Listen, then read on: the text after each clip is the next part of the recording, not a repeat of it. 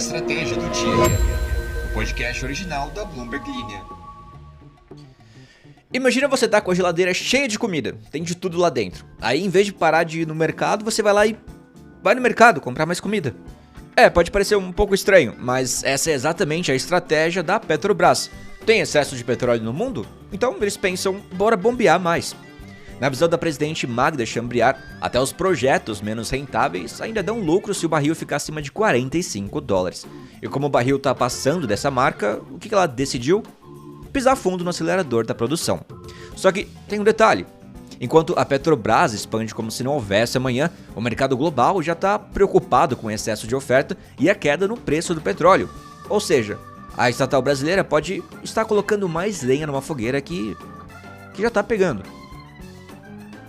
Então vamos falar sobre isso, uma matéria bem interessante aqui da Bloomberg News. Vamos entender o que está acontecendo com a Petrobras. E olha, sabe aquela sensação de vitória quando você compra, sei lá, uma luminária por R$10 na Temu e ela chega antes do seu pedido do iFood? Pois é, milhões de latino-americanos estão vivendo essa mesma felicidade, esse mesmo momento de glória. Mas tem um detalhe, essa história também tem um detalhe.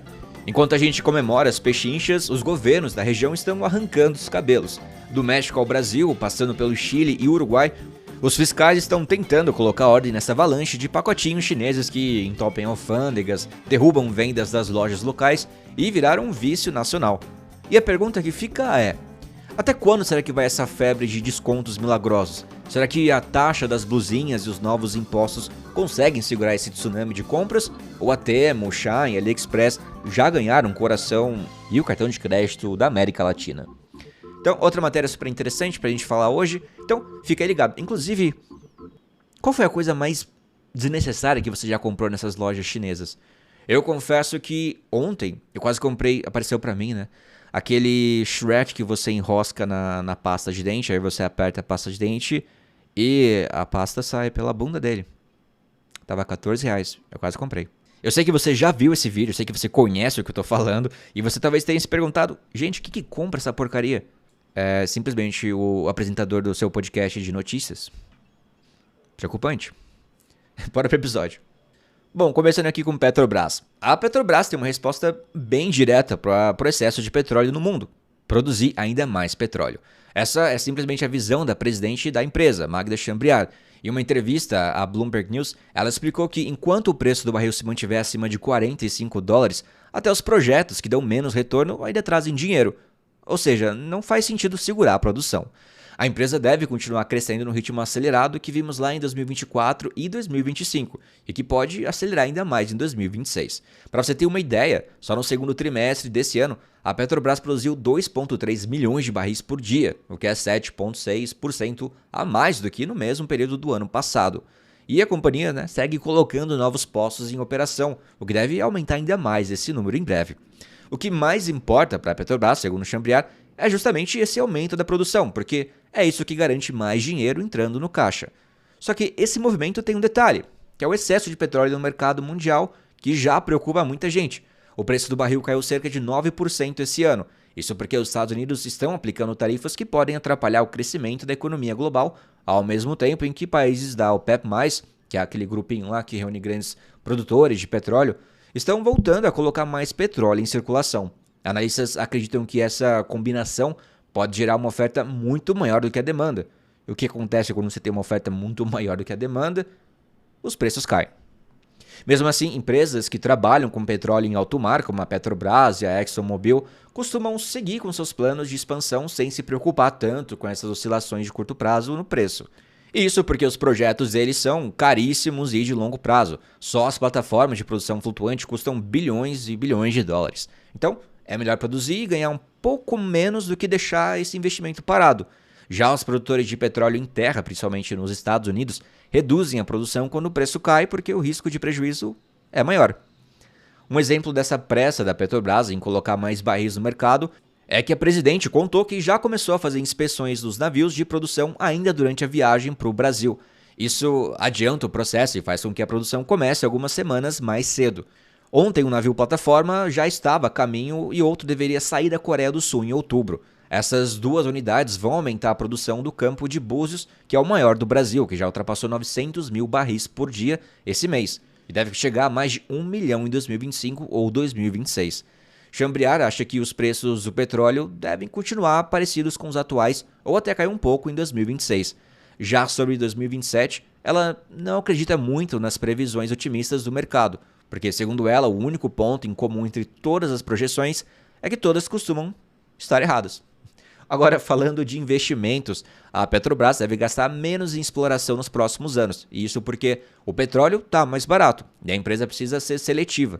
Um dos focos é a chamada margem equatorial, que é uma área no litoral norte do Brasil que é muito promissora, mas também bem sensível do ponto de vista ambiental. Depois de anos de resistência dos órgãos reguladores, a Petrobras conseguiu recentemente autorização para fazer testes de emergência na região, que são um passo bem importante antes da perfuração. A empresa tem no plano atual investir 3 bilhões de dólares para perfurar 15 poços até 2029, mas a presidente já adiantou que esse valor não deve se repetir nos próximos planos. Além disso, a Petrobras avalia também voltar a investir em etanol. Pois é, como uma forma aí de se proteger contra a queda futura da demanda por gasolina com a transição energética. A ideia, então, é formar uma parceria com grandes produtores do biocombustível. E no mercado interno, a empresa também está de olho em outros negócios. Ela já anunciou o retorno à distribuição de gás de cozinha e pode no futuro retomar a venda de gasolina e diesel diretamente ao consumidor. Mas isso só depois de 2029, quando acaba um acordo de não concorrência com a Vibra, que é a empresa que já foi parte da Petrobras. Outro ponto citado por Chambriat foi a descoberta do BP no campo chamado Bumerangue, no pré-sal brasileiro. Apesar do entusiasmo, ela disse que não será algo do tamanho dos grandes campos já conhecidos, como Búzios ou Tupi, mas ainda assim é positivo para o Brasil, segundo ela. A Petrobras também aposta que Búzios continue crescendo até atingir 1,5 milhão de barris por dia no fim da década, podendo chegar até 2 milhões. Tupi, que já teve produção mais baixa, deve voltar a cerca de 1 milhão de barris por dia. E olha, um dos desafios técnicos para essas novas descobertas é justamente o alto nível de dióxido de carbono misturado ao petróleo, que encarece o processo. Mas a Petrobras acredita que a tecnologia vai avançar e tornar viável a exploração de campos como Júpiter, que hoje são considerados caros demais. Então, resumindo, a estratégia da Petrobras é bem clara. Mesmo com o petróleo mais barato e o risco de excesso de oferta, a empresa quer sim acelerar a produção, investir em novas áreas estratégicas e diversificar os negócios. Tudo isso para não perder fôlego num setor que, apesar das mudanças globais, continua sendo o motor da economia brasileira. E bora falar de comprinhas chinesas. Inclusive eu aguardo seu comentário aqui, tá? Eu vou ler para todo mundo saber o que você comprou. Olha, nos últimos anos, a América Latina tem sido invadida por uma enxurrada de produtos baratos que vêm lá da China. São roupas, eletrônicos, brinquedos, tampinhas de pasta de dente com o formato do Shrek. Enfim, qualquer tipo de coisa que você possa comprar e chegar pelos correios. Para os consumidores, isso parece o paraíso das pechinchas, né? Dá para comprar uma lâmina de barbear por centavos ou um liquidificador por uma fração do preço das Casas Bahia. Mas, para os comerciantes da região, isso é um pesadelo. Pois é, se você fosse das Casas Bahia, você não ia gostar disso.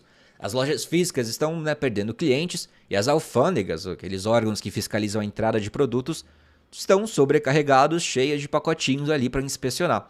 E quem lidera essa onda são 3 gigantes do comércio eletrônico chinês, Temu, Shein e o AliExpress, que é do grupo Alibaba.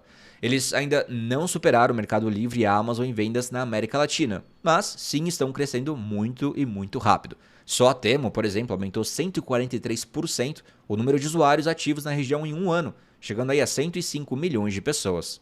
E esse crescimento chamou a atenção dos governos, que começaram a agir. Então a lógica é, se deixar sem regras, essas plataformas podem sufocar o comércio local. Então, de México a Chile, passando por Brasil, Equador e Uruguai, vários países decidiram colocar tarifas e impostos extras sobre essas importações baratinhas.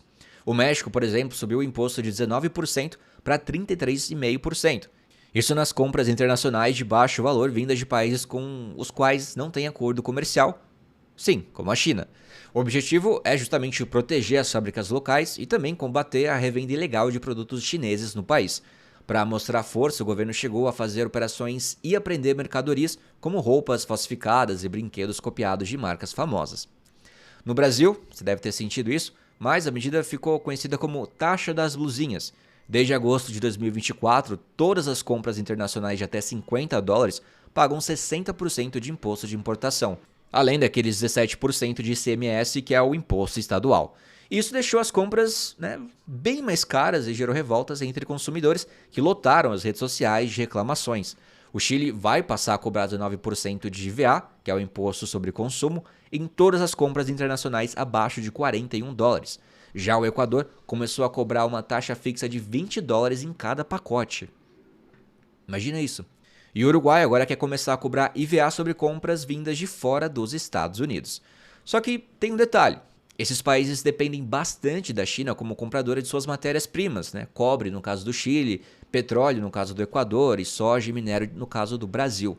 E vamos combinar que isso limita até onde eles podem ir nessa briga comercial. Segundo especialistas, a China tem cartas fortes na manga, ela pode simplesmente ameaçar parar de comprar commodities ou negar empréstimos, o que pressiona os governos locais a não baterem de frente.